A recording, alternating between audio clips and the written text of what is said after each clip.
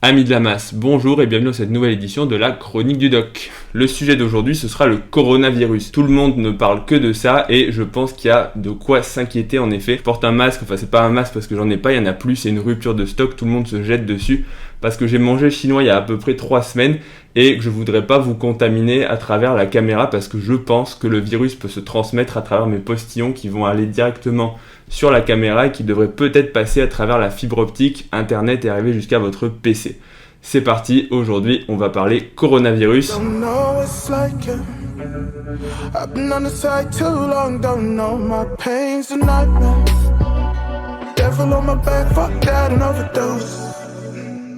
Aujourd'hui, on va donc parler du coronavirus. Je pense qu'à moins de vivre dans une grotte, vous en avez déjà entendu parler à travers la télé. C'est un virus épidémique qui sévit depuis à peu près le début de l'année en Chine. Et si vous êtes comme moi, eh bien, vous vous êtes dit, la Chine c'est loin, on n'a pas de raison d'être infecté particulièrement par ce virus. Donc on s'en fiche un petit peu, pourquoi est-ce que les gens nous rabâchent ça à longueur de journée, à la télévision, dans les journaux. Tous les jours il y a une conférence de presse pour donner en temps et en heure le nombre de cas, le nombre de morts, etc.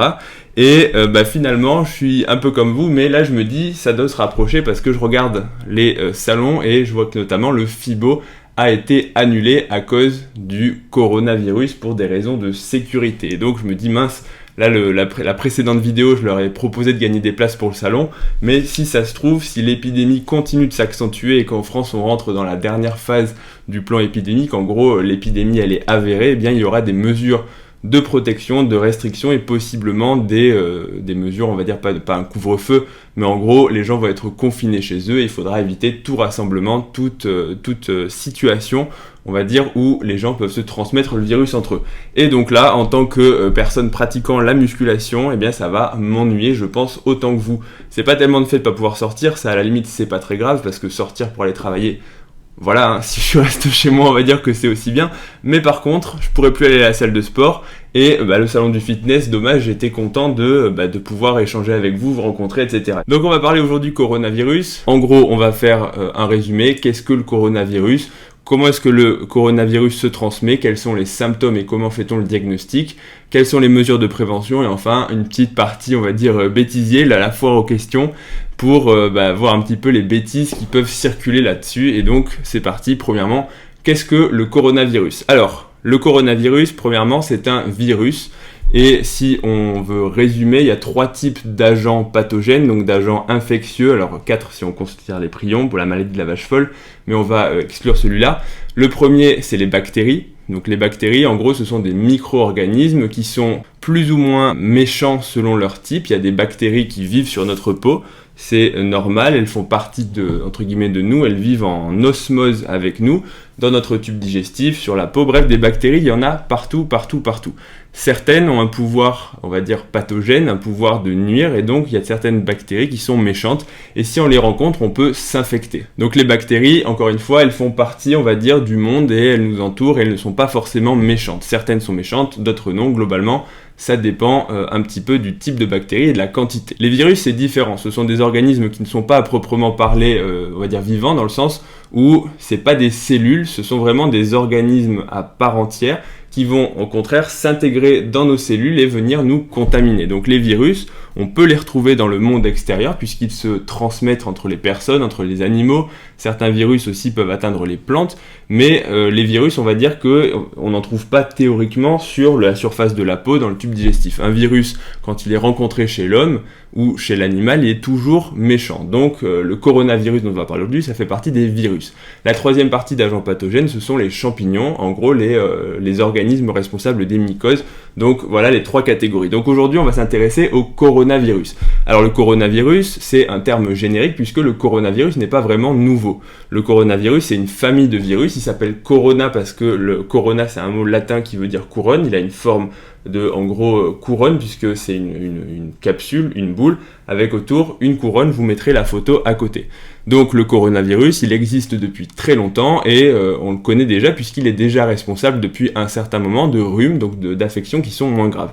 Le coronavirus, par contre, il a été mis à l'honneur parce qu'il y a eu parfois des versions, on va dire, des formes de coronavirus particulières qui ont été dangereuses, notamment au début du 21e siècle, il y avait eu une épidémie de SRAS, je sais plus où. Ensuite, on avait rencontré, je crois que c'était le MERS, qui était pour le coup pathogène au Moyen-Orient. Et là, actuellement, il y a une nouvelle souche de coronavirus qui est dangereuse pour l'homme. Dangereuse parce que elle se transmet de l'homme à l'homme, on va y venir juste après, mais surtout elle a un pouvoir pathogène, donc un pouvoir de rendre les gens malades qui est important. Donc il faudra parler non plus de coronavirus, puisque ça c'est la grande famille, c'est comme dire c'est un virus, c'est assez peu précis, mais pour bien le caractériser, il faut parler de, on l'appelle Covid-19, alors Covid c'est pour corona, vid c'est pour virus, et le D c'est pour disease, donc disease ça veut dire maladie. En médecine, vous allez voir, parfois on se prend la tête pour trouver des noms très compliqués, je vous mettrai peut-être des exemples de mots à côté de moi, mais parfois il y a certains types de virus ou certains types de maladies où on se casse vraiment pas la tête. Par exemple, la maladie des grippes du chat, c'est une bactérie qui survient après une griffure de chat. La maladie des buveurs de lait, pour les gens qui boivent trop de lait et qui font des complications. Bref, parfois on est vraiment très très simple. Donc le Covid-19, eh bien, qu'est-ce qui s'est passé ? Il aurait émergé au niveau de Wuhan, c'est une province en Chine qui avait un marché avec des animaux qui étaient vendus là.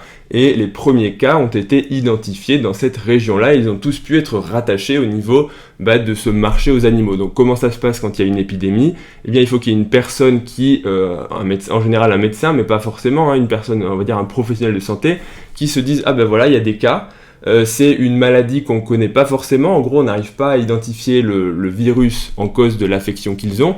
Et il y en a un, on se dit, c'est pas très grave. Et puis il y en a 2, 3, 4. Et si c'est la même personne ou le même service qui hospitalise et qui examine ces gens, eh bien, on peut se dire, voilà, les gens, ils viennent tous du même endroit. Et donc, c'est comme ça qu'apparemment, il y a le premier médecin qui s'est dit, attention, c'est un nouveau virus et il a pu sourcer l'origine de la contamination à ce marché, puisque les gens avaient tous fréquenté ce marché. Donc on s'est dit le virus a émergé de là. Alors ensuite il y a eu des théories, comment est-ce que il est arrivé jusque là, on sait pas trop. Est-ce que c'est une chauve-souris, est-ce que c'est une espèce d'animal avec une trompe, on sait pas non plus. Est-ce que c'est parce qu'il mange des insectes? Bref, il y a beaucoup de théories. Pour l'instant on ne sait pas quelle est la source initiale de ce virus, mais ça ne change pas grand chose, puisque dans tous les cas maintenant le fait est que le virus il est chez les humains et qu'on a pu prouver qu'il se transmettait d'humain à humain. Deuxième partie, quel est le mode de transmission de ce virus?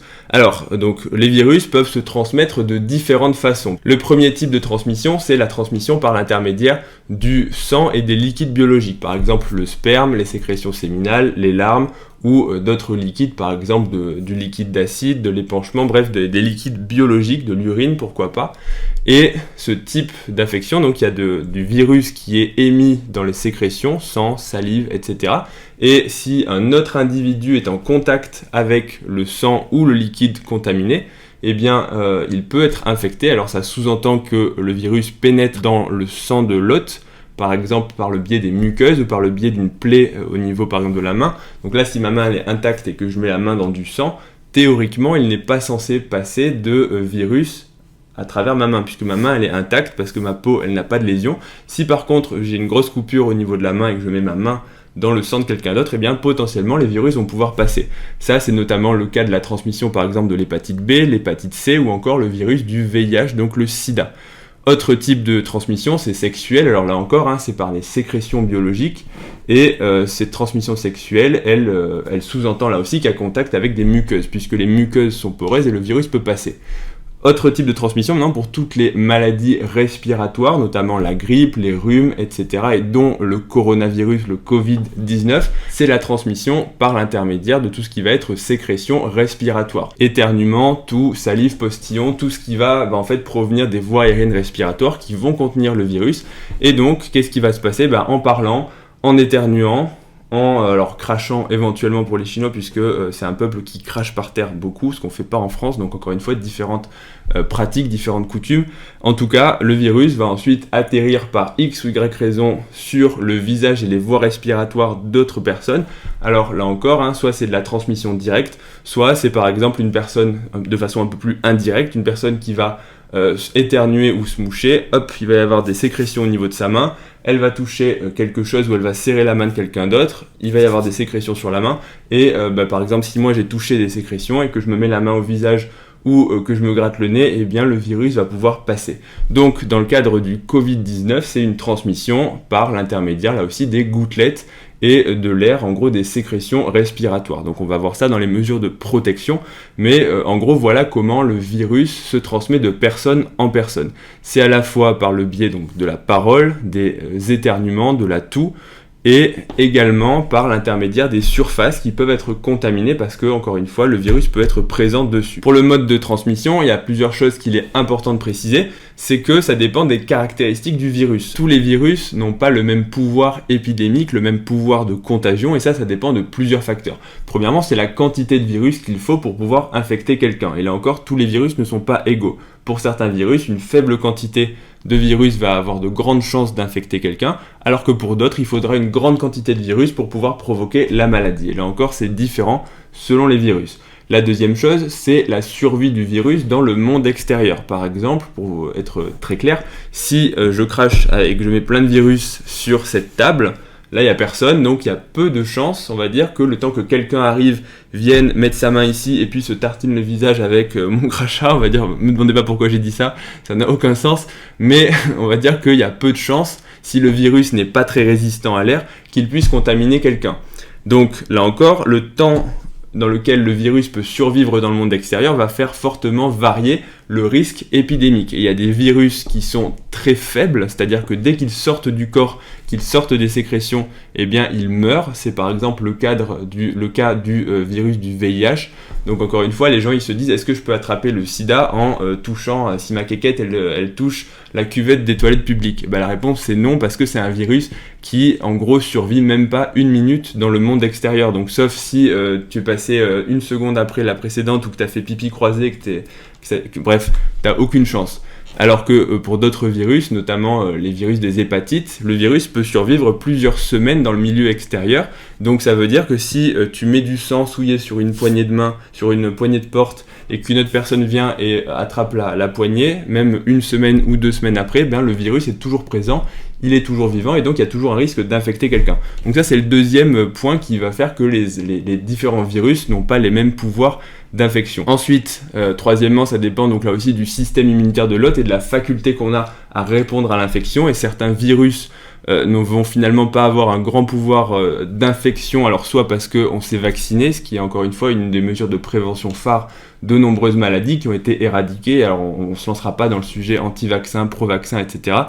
Mais parce que j'ai pas envie et que sinon les commentaires ça va devenir un champ de bataille, mais on va dire que voilà, la vaccination est efficace pour prévenir la plupart des maladies. Il y en a plusieurs qui ont été éradiquées grâce à ça, et ce sera peut-être le cas du Covid-19 le jour où on va trouver un vaccin efficace, et que du coup, quand on rencontrera le virus, si on a été vacciné, nos anticorps vont tout de suite répondre et aller attaquer le virus, et donc en fait il n'aura même pas le temps de s'installer chez nous, qui sera déjà éradiqué. Donc ça encore, et encore une fois, certains autres virus vont être plus dangereux que d'autres et être plus facilement dégradés que d'autres par notre système immunitaire. Donc ça dépend aussi du terrain de la personne qui reçoit le virus, mais ça c'est pas vraiment les caractéristiques intrinsèques du virus. Et enfin, l'autre chose qui fait varier ça, c'est en gros la durée où la personne est contagieuse.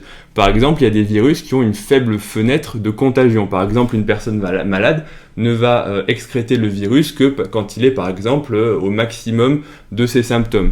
Donc, pour ces personnes-là, ça veut dire que la probabilité d'infecter les gens est assez faible, parce que si tu n'excrètes le virus que quand tu es malade, que quand tu as des symptômes, par exemple de la fièvre, de la toux, un épuisement respiratoire, en gros, il y a peu de chances que tu sois dans le métro en train de cracher sur les gens. Il y a plus de chances que tu sois chez toi au lit, et que en plus, comme tu as déjà identifié que tu es malade, tu mets des mesures de prévention et t'évites de contaminer les autres. Alors que pour d'autres virus, c'est pas le cas, et on peut excréter le virus même sans avoir de symptômes, et donc sans le savoir. Par exemple, peut-être que là je suis porteur d'un coronavirus, que depuis tout à l'heure je suis en train de vous parler, donc là il y a l'écran, donc ça va pas marcher, mais si vous étiez en face de moi, peut-être que je vous cracherais du virus à la figure depuis tout à l'heure, alors que moi-même je sais même pas que je suis atteint, mais peut-être que je suis en train d'incuber la maladie, d'être en période comment on appelle ça, de contage, où le virus il est en train de se développer en moi, où je suis déjà en train de l'excréter, mais pourtant je ne le sais pas.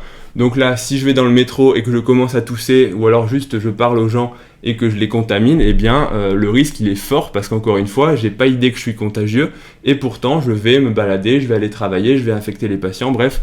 Donc ça c'est des virus qui sont plus dangereux que les autres alors que voilà, encore une fois les virus où il y a une faible fenêtre de contamination, moins dangereux parce que les règles du bon sens font qu'en général on se sent sur nous-mêmes et surtout on va pas aller parler à quelqu'un qui est en train de qui est en train de cracher ses poumons, qui a de la fièvre, etc. C'est un peu le bon sens pour éviter d'être contaminé. Pour le Covid-19, pour résumer, la transmission se fait quand on va parler, quand on va tousser, quand on va éternuer et tout ce qu'on va tartiner comme sécrétion nasale, comme sécrétion respiratoire dans l'environnement, que ce soit sur les poignées du métro, que ce soit à la salle de sport, sur les barres et les haltères ou autres. Maintenant, quel est le tableau clinique? Qu'est-ce que ça donne comme type de symptômes, le Covid-19? Alors, ça donne des tableaux plutôt respiratoires, que ce soit respiratoire bas au niveau des poumons, donc difficulté respiratoire, toux, essoufflement, ou encore même détresse respiratoire aiguë pour les formes graves, on va y revenir juste après, ou parfois des formes respiratoires dites un petit peu plus hautes avec mal de gorge, nez qui coule, là aussi des éternuements, de la toux, bref, plutôt une atteinte, on va dire, laryngée avec des douleurs au niveau de la gorge.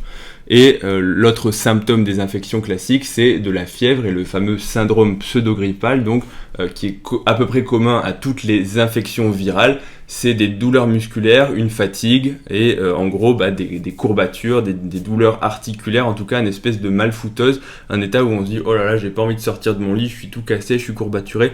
Donc ça c'est à peu près commun à tous les virus.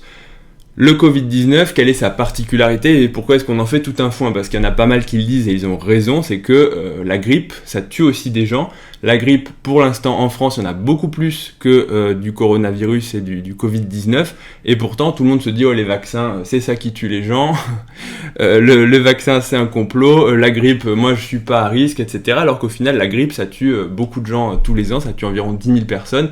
Et on n'en fait pas tout un pataquès. Alors pourquoi est-ce que le Covid-19 il inquiète? Alors premièrement parce que c'est un nouveau virus. Et donc qui dit nouveau dit qu'on ne sait pas forcément ce qui va arriver, on ne sait pas forcément grand chose pour l'instant, à quelle vitesse il se propage, à quel type de dangerosité il a, quel est son vrai potentiel. Bref, donc ça c'est la première chose, c'est l'effet un petit peu de nouveauté, c'est que tant qu'on ne sait pas, les mesures de précaution s'appliquent. Et deuxièmement, c'est que pour ce qu'on sait, il est quand même assez dangereux en termes de mortalité, puisque il y a à peu près, si j'ai bien lu les chiffres et que j'ai bien compris, environ 15% de formes graves, c'est-à-dire qu'en gros 85% des gens, donc 8 personnes sur 10 qui vont être infectés par le Covid-19 ne vont pas avoir de gros symptômes, tout au plus voilà, ils vont être avec un petit peu des douleurs musculaires, des courbatures, un peu de toux, un peu d'éternuement, peut-être un peu de fièvre. Donc en gros une grippe banale, c'est-à-dire que c'est problématique, c'est pas agréable, on reste une semaine au lit. La grippe encore une fois peut tuer mais c'est beaucoup plus rare. Par contre, dans 15% des cas, il va falloir être hospitalisé avec de l'oxygène parce que ce sont des formes graves qui ont un potentiel évolutif, des formes où en gros rester à la maison c'est dangereux et c'est prendre un risque. Donc 15% c'est pas mal, hein. Ça veut dire qu'à peu près 1 à 2 personnes sur 10 infectées va devoir être hospitalisée, et encore une fois hospitalisée en isolement, parce que tu mets pas 4 personnes ensemble s'ils sont tous malades d'une maladie infectieuse, c'est pas le bon sens. Et donc juste pour vous donner une idée, encore une fois la grippe c'est moins d'1%, ça veut dire que si plus le taux de forme grave est important, et en plus si c'est une épidémie, et plus on va être embêté dans la population générale pour répondre face à l'épidémie. C'est-à-dire que s'il fallait hospitaliser, si demain 10 000 personnes en France sont malades, je vous laisse faire les calculs, ça veut dire qu'à peu près il y aura 1500 formes graves. 1500 formes graves donc qui nécessitent d'être hospitalisées et donc qu'il va falloir placer dans les hôpitaux. Donc on comprend bien que c'est quand même un chiffre qui est important, et donc que si l'épidémie touche un grand nombre de personnes, eh bien en termes de population générale, il va y avoir beaucoup de monde qui va être avec une forme grave et il va y avoir beaucoup de décès. Il y a 5%, donc 5% de tous les gens infectés qui vont avoir besoin de réanimation. Donc la réanimation, c'est pourquoi? C'est pour les formes graves, encore une fois, qui font que en gros le poumon ne respire plus. Qu'il y a un tel épuisement respiratoire que le virus il a tellement abîmé les poumons que le corps n'arrive plus à récupérer l'oxygène. Ça peut être aussi le cas de la grippe, hein, et c'est principalement ça qui conduit les patients en réanimation, et c'est pour ça qu'on dit la grippe elle tue encore aujourd'hui. Et qu'est-ce qui se passe en fait, c'est qu'il y a des tableaux donc, de détresse respiratoire aiguë où l'on manque d'oxygène puisque les échanges entre les poumons et le sang pour oxygéner le sang et donc les tissus se font mal, donc on manque d'oxygène. Donc qu'est-ce qui se passe? On compense en respirant de plus en plus, sauf que parfois ce n'est soit pas efficace, soit à force de vouloir respirer, et bien qu'est-ce qui se passe? Si je reste comme ça plusieurs heures, et bien je vais m'épuiser. Donc l'épuisement respiratoire, c'est quand les muscles respiratoires, donc les muscles du diaphragme, les muscles intercostaux, ils vont avoir de plus en plus de mal à respirer, encore une fois, et donc l'épuisement, c'est quand on va commencer, au contraire, à ralentir. Et donc, à ce moment-là, l'oxygène dans le sang va chuter encore plus et rapidement va s'ensuivre le décès. Donc ça, c'est la première chose. Donc qu'est-ce qu'on fait dans ces cas-là? Et c'est pour ça que la réanimation est importante. C'est pour, en fait, suppléer le poumon des gens. Et donc, comment est-ce qu'on fait ça? On intube les gens. Donc, on met une canule, en fait, ça s'appelle une sonde d'intubation au niveau des voies aériennes supérieures. Donc, c'est un tube qui part de la bouche, l'extérieur, jusqu'à à peu près au niveau des bronches, et on le connecte à ce qu'on appelle un respirateur, une machine qui va à la fois envoyer de l'air et en même temps récupérer cet air. Donc en fait, il va soulager la mécanique ventilatoire pour éviter que le patient ne s'épuise. Ça, c'est la première chose. Deuxième chose, c'est que au lieu d'envoyer de l'air, on n'envoie pas de l'air, on envoie de l'oxygène. Donc on envoie de l'oxygène pur qui va remplir les poumons et qui va faire qu'avec moins de respiration, on va pouvoir mieux oxygéner le sang et donc remonter le taux d'oxygène dans le sang. Donc ça, c'est à peu près le principe de base pour schématiser de façon simple. Donc c'est à ça que ça sert la réanimation, c'est principalement l'intubation et en gros attendre que ça passe. Et on va voir ensuite pourquoi. Et dans tout ça, il y a des patients chez qui ça ne va pas suffire et qui vont décéder. Et à peu près le taux c'est 2%. Donc 2%, c'est, sans être alarmiste, c'est quand même beaucoup. 2%, eh bien c'est 2 personnes sur 100 qui vont être contaminées, vont mourir. Donc ça veut dire que si beaucoup de monde dans la population générale est contaminé, il y aura beaucoup de morts. Donc le but, c'est de prévenir l'épidémie avant qu'elle n'arrive pour éviter tous ces morts, d'autant plus qu'on verra après, il n'y a pas encore de traitement efficace. Et de quoi est-ce qu'on meurt quand on a une infection respiratoire, soit une grippe sévère, soit une forme sévère du Covid-19 ? Eh bien, on meurt soit d'insuffisance respiratoire, encore une fois, c'est quand le poumon il n'arrive plus, il est vraiment tellement dégradé par le virus que malgré la suppléance, malgré les machines, et encore une fois, on parle d'intubation, mais même parfois on peut aller jusqu'à mettre ce qu'on appelle de l'ECMO. L'ECMO, c'est une machine qui dérive le sang, donc elle prélève le sang au niveau du corps, elle le fait passer dans une machine et elle le renvoie à la personne. Alors ça peut servir soit quand le cœur ne marche plus, peut-être que j'en ai déjà parlé dans d'autres vidéos, soit dans le cas là des problèmes respiratoires, c'est uniquement de ce qu'on appelle l'ECMO véno-veineuse, entre deux veines, ça passe pas du tout par les artères, donc ça n'a pas de vocation à générer un débit, mais c'est vraiment pour prendre le sang, l'oxygéner à travers une machine, et le remettre en fait dans la circulation oxygénée pour pouvoir vraiment bien oxygéner le sang. Malgré tout, certains patients vont quand même se compliquer et vont décéder là aussi d'autres choses, c'est-à-dire des complications de la réanimation, puisque quand on est allongé dans un lit de réanimation, on ne bouge plus, on est intubé donc avec la machine, sédaté donc sous anesthésie générale, et il peut y avoir des complications qui surviennent. Soit des pneumonies, c'est-à-dire qu'en plus d'avoir un virus respiratoire, eh bien il y a des bactéries qui vont venir se greffer au niveau du poumon.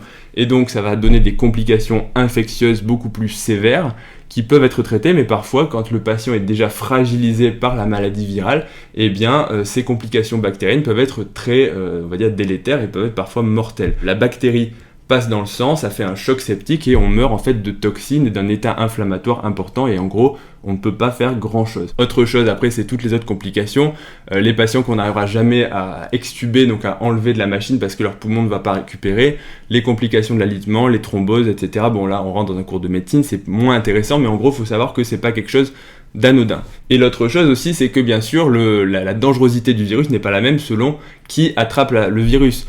Une personne en bonne santé n'aura pas le même risque de décéder qu'une personne qui est déjà fragile, donc les terrains à risque, et qui sait, c'est les gens qui ont déjà des maladies, par exemple respiratoires, mais aussi cardiaques, et le moindre virus peut déjà faire décompenser leur maladie sous-jacente, donc déjà leur maladie de base est grave, mais si en plus tu rajoutes un virus qui est dangereux, qui est méchant, eh bien ces patients-là vont être beaucoup plus à risque de mourir que les autres. Sinon les personnes handicapées, les personnes âgées aussi qui sont beaucoup plus fragiles, donc ça veut dire que si l'épidémie se répand, eh bien ces personnes-là vont être beaucoup plus vulnérables que les autres. Bien sûr que toi qui es un bodybuilder de 20 ans en pleine forme avec un taux de testostérone au plafond, t'es probablement moins à risque que le papy de 80 ans qui est déjà très malade. Ça, c'est à peu près du bon sens. Alors maintenant, on va attaquer la partie que vous vous posez. Comment est-ce qu'on prévient? Comment est-ce qu'on traite? Alors, comment est-ce qu'on traite? Eh bien, malheureusement, pour l'instant, il n'y a pas encore de traitement. C'est uniquement des mesures symptomatiques. C'est-à-dire qu'on n'a pas d'action sur le virus. On n'a pas encore de traitement qui va attaquer le virus pour le tuer. On n'a pas non plus de vaccin. mais ce qu'on va faire en fait, c'est d'attendre que ça passe et d'aider le corps à franchir ce cap. Par exemple, voilà, c'est des mesures vraiment basiques, hein, mais le Doliprane si vous avez de la fièvre pour aller un petit peu mieux, et encore une fois, dans les formes graves, voilà, de l'oxygène, une intubation, etc. Donc le traitement, pour l'instant, il n'y en a pas. Il y en a qui sont à l'étude, si j'ai bien compris, hein, la chloroquine, etc. On verra peut-être après.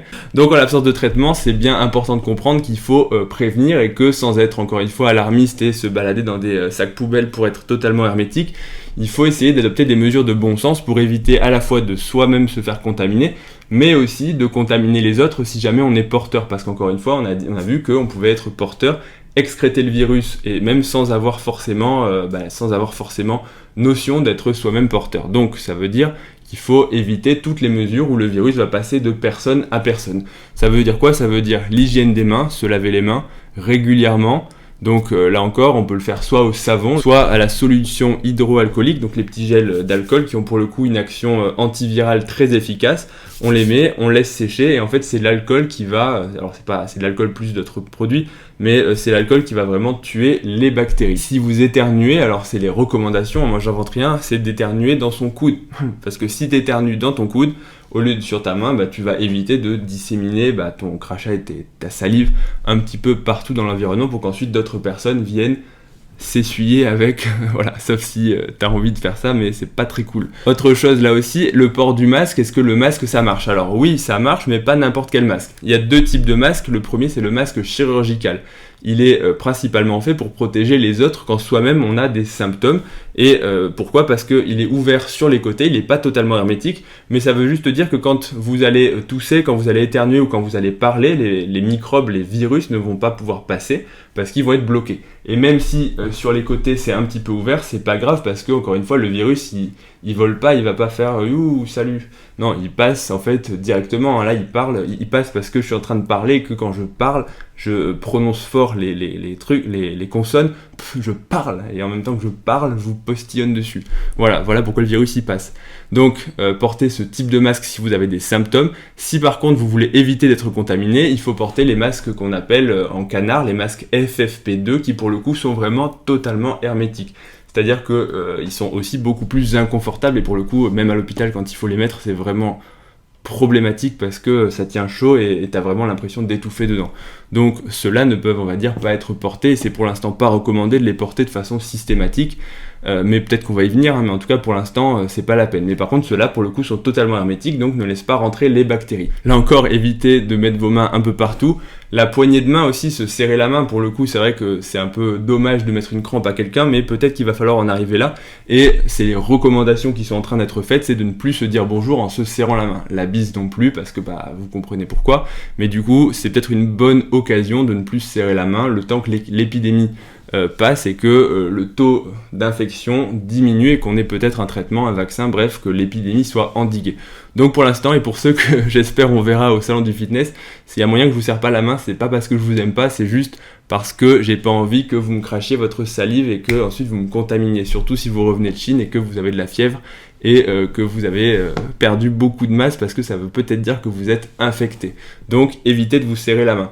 Autre mesure là aussi, c'est que si vous touchez les barres du métro, si vous serrez la main à quelqu'un, évitez de vous frotter le visage. Là aussi, c'est des réflexes, mais il faut essayer au maximum de ne pas mettre la main à la bouche sans se l'être désinfecté ou lavé au préalable. Et là encore, j'en profite, on sort vraiment de la prévention, mais c'est pour ne pas contaminer les autres, et ce sont les recommandations, donc pourquoi pas faire passer le message. Si vous avez des symptômes respiratoires, de la fièvre ou autre, eh bien appelez le SAMU pour être régulé et éventuellement adressé à une unité spécialisée dans l'hypothèse où vous êtes porteur d'un coronavirus, plutôt que d'aller aux urgences, d'attendre dans la salle d'attente avec 15 autres personnes à côté de vous qui vont être entassées parce que les urgences malheureusement c'est ça, et de toutes les contaminer puisque là vous allez non seulement les contaminer mais aussi contaminer potentiellement le personnel soignant, et le jour où tous les infirmiers et tous les médecins et tous les aides-soignants seront contaminés, il y aura qui pour soigner? Il y aura plus grand monde et donc là on sera vraiment embêté. Allez, je vais finir la vidéo avec la partie questions, la partie anecdote et les passages que j'ai trouvé marrants. Pour le bodybuilder, qu'est-ce que ça va changer? Le coronavirus, dis-toi bien qu'il va mettre un terme à ton entraînement parce que tu pourras peut-être plus aller à la salle de sport. Pourquoi? Parce que les gens, ils vont pas se laver les mains, ils se lavent déjà pas les mains, ils vont toucher les barres, ils vont toucher les poignets, les haltères, et toi, tu vas te contaminer, donc il va y avoir des peut-être des mesures pour restreindre tout ça. Donc peut-être que tous les espaces de rassemblement, les clubs de sport, etc. vont être fermés. Donc tu vas devoir t'entraîner chez toi avec tes chaises et manger ton 4 quarts pour ta prise de masse. Donc oui, concrètement, tu vas avoir des problèmes.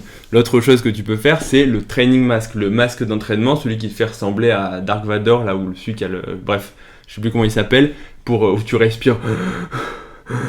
Donc on n'en a pas encore parlé en vidéo, mais c'est les masques pour entraîner justement sa musculature respiratoire. C'est censé mimer l'altitude, alors on verra peut-être que c'est pas totalement vrai, mais est-ce que ce type de masque protège ? Malheureusement non, parce qu'il ne filtre pas les virus. Donc à la limite tu auras peut-être l'air cool si tu te dis ouais c'est mon masque de protection, mais en pratique ça te protégera pas. La chose qui peut être pas mal à la limite, c'est les poignets, les gants, enfin les fat grips, en gros les trucs que tu mets sur les barres, puisqu'à la limite ça c'est à toi.